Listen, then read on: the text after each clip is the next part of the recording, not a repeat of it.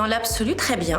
Il y a une très belle fréquentation. On a vu que les salles étaient quand même très bien remplies, plus ou moins sur certains, comme Wes Anderson qui a fait vraiment un carton plein, comme on dit. Mais en tout cas, d'une manière globale, le festival s'est bien passé. La programmation a été très bien accueillie, donc on est plutôt contents. Alors tous les ans, on essaye de trouver une thématique qui puisse résonner en fait. Alors soit pour donner du bonheur aux gens, soit avec des problèmes un petit peu sociétaux. Et là cette année, en fait, c'est vrai qu'avec tout ce qui se passe dans le monde, on est quand même dans un cycle assez problématique. Je pense que les gens ont besoin d'espoir aujourd'hui. C'était aussi une façon de montrer que des films qui ont été faits il y a 30, 40 ans pouvaient encore résonner avec les problématiques d'aujourd'hui et peut-être donner justement une autre ouverture. Une autre vision et puis surtout redonner de l'espoir aux gens. Il a changé et le public aussi a changé. C'est vrai que les premières années, c'est toujours un petit peu un coup d'essai. Donc on fait des choses, elles sont peut-être pas toujours toutes parfaites, mais en tout cas on apprend énormément. On a eu malheureusement le Covid en 2020, donc ça nous a forcé aussi à nous remettre en question. Et on a développé différents projets pour justement aller plus vers le public et faire que ce festival devienne un festival auquel le public pouvait s'identifier et qui pouvait surtout se l'approprier. Donc justement en donnant aussi des indications sur des événements, des métiers qui sont plutôt des métiers de l'ombre et ne pas mettre juste en valeur des réalisateurs, des acteurs, mais vraiment donner aussi une visibilité sur des choses que le public ne se doute pas et c'est ce qui remporte un franc succès, donc on est plutôt content. Mais il a vraiment évolué sur quelque chose de vraiment pluriel, on va dire. Et pas que sur des projections. Le lieu, en fait, ce qui se passe à Lausanne, il y a vraiment beaucoup de cinéphiles, mais en même temps, on ne fait pas le festival que pour des cinéphiles. On fait vraiment le festival pour transmettre quelque chose, et je trouve que le public lausannois est assez réceptif. Donc c'est plutôt encourageant, c'est ce qui nous donne envie de toujours se renouveler dans ce qu'on propose. Et moi qui ne connaissais pas Lausanne, en tout cas, j'ai appris à découvrir la ville et je me suis plutôt attachée, donc je suis plutôt très ravie de revenir tous les ans. Alors ça s'organise avec beaucoup de préparation parce qu'il y a toute la partie réflexion en fait de qu'est-ce qu'on va proposer comme thématique. Donc déjà il faut trouver la thématique. Ensuite de cette thématique-là, quels seraient les films qu'on pourrait proposer qui doivent être dans l'ADN du festival, c'est-à-dire des films de patrimoine, des chefs-d'œuvre, des films qui ont marqué les esprits. Ensuite, il y a toute la partie organisationnelle des invités qui n'ont pas forcément de rapport avec la thématique.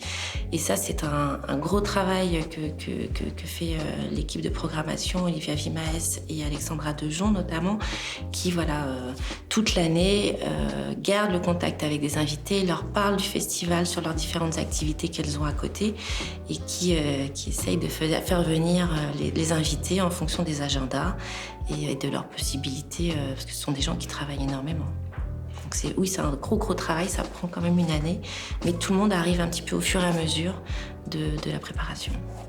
La rencontre avec Olivier Goire et la rencontre en plus avec ces journalistes autistes qu'on a formés et qui a été vraiment un moment... En tout cas pour moi, qui m'a énormément touchée, parce que c'est un projet qu'on a mené avec l'Institut de l'Espérance pendant 12 semaines. Et de voir ces jeunes, justement, assez souvent invisibilisés, pouvoir prendre une place à part entière dans le festival et avoir cette visibilité-là et voir surtout tout le travail et de qualité qu'ils ont fait, et ça m'a beaucoup touchée. Donc, c'est un petit peu en dehors de la programmation, mais ça fait partie pleinement de la programmation et c'est les deux choses que je vais vraiment garder, ça va être ces deux événements. On va dire, si on parle des rencontres du 7e art, c'est vraiment une envie de transmission, c'est un besoin de transmission, une nécessité surtout, de compréhension du cinéma d'hier et qui amène au cinéma d'aujourd'hui, parce que je pense qu'effectivement tout est toujours lié. Après, les festivals en général, c'est une reconnaissance artistique pour tout le travail qui est fait, développé, que ce soit par des réalisateurs, des distributeurs, tous ces gens qui prennent des risques à faire des films aujourd'hui, parce que c'est souvent des risques, en tout cas, il y a des pays où c'est risqué de faire des films et je trouve que de pouvoir les montrer dans des festivals, c'est essentiel, mais c'est aussi souvent des lieux de rencontre pour le milieu artistique, parce que souvent les gens travaillent sur des plateaux, se connaissent mais n'ont pas le temps de se rencontrer. Et finalement, voilà, c'est toujours cet élément-là qui est la rencontre et qui est la rencontre propice à la création artistique ou à la relation avec le public ou à l'explication des enjeux qui sont souvent définis dans les films. Peut-être parce qu'on fait plutôt bien. Je pense que la réponse, elle est assez claire. Si c'était pas bien, le public ne serait pas là. Donc je pense qu'on répond à une demande,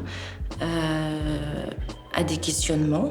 Et je pense que justement, l'intérêt de la thématique, elle est là aussi. C'est-à-dire que ça permet des gens qui ne sont pas forcément cinéphiles vont venir à des événements qui n'ont pas sur le papier de rapport avec le cinéma et qui tout à coup vont s'intéresser au festival en lui-même et ça va leur donner envie de participer à des projections. Parce que tout est lié finalement. Alors très bizarrement, moi je ne suis pas cinéphile à la base. Enfin, en tout cas, j'ai fait toute ma carrière dans le cinéma, mais sans être une grande cinéphile. C'est assez étrange, mais c'est comme ça. Mais je suis devenue, et c'est vrai qu'avec le festival, depuis 8 ans, moi-même je découvre des films, j'ai vraiment plaisir à les redécouvrir, à les voir différemment aujourd'hui, parce que c'est souvent des films que j'ai déjà vus quand même étant plus jeune. Mais oui, je deviens en fait une bonne cinéphile. Donc j'ai appris aussi grâce au festival finalement, que le public soit heureux et que le public ait pu découvrir des chefs-d'œuvre et qu'on nous dise que la programmation les a touchés, qu'ils aient pu redécouvrir des films sur grand écran en pensant éventuellement qu'ils les connaissaient déjà. Parce que ça, c'est quelque chose qu'on voit assez fréquemment. Les gens pensent avoir vu un film, mais ils n'en ont vu que des extraits. Et quand ils le découvrent entièrement dans une salle obscure, c'est une expérience complètement différente qui leur est offerte. Donc moi, la plus grande satisfaction, c'est que le public nous dise qu'est-ce que vous allez faire l'année prochaine. Voilà, c'est tout.